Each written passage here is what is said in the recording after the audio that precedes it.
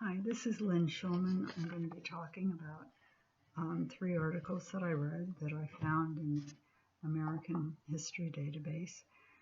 And there are three different aspects of community: small towns, small villages, and their present and future prospects.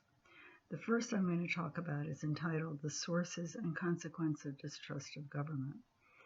This has nothing to do with any aspect really that would be in the front page of the newspaper nowadays, but in the 1930s in Dorchester County it would have been a big hot topic because the government was taking over 20,000 acres that eventually became 30,000 acres to create a wildlife refuge.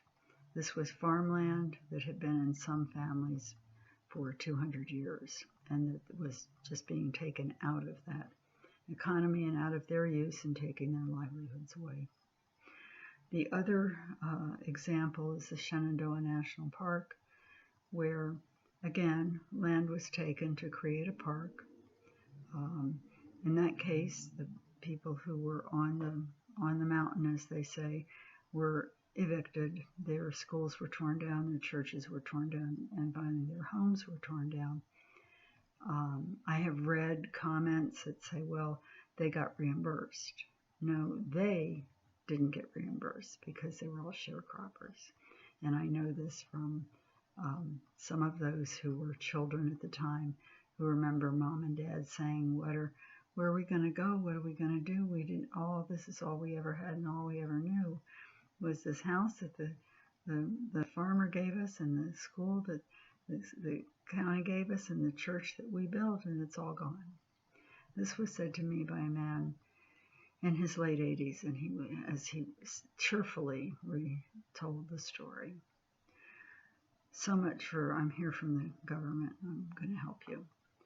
No wonder people in certain areas are very suspicious of government help. The other paper I want to talk about is one that describes the idealized view of the New England village, and it analyzes how,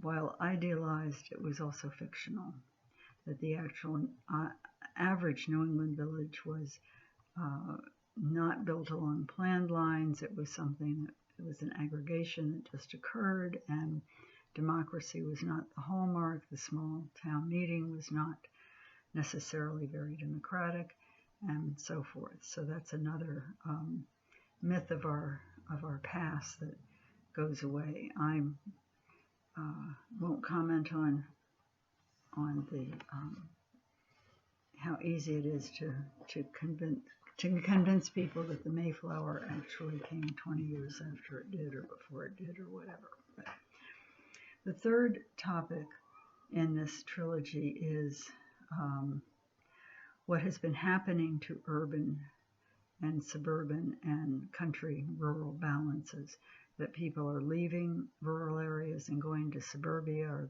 or lesser so going to urban areas.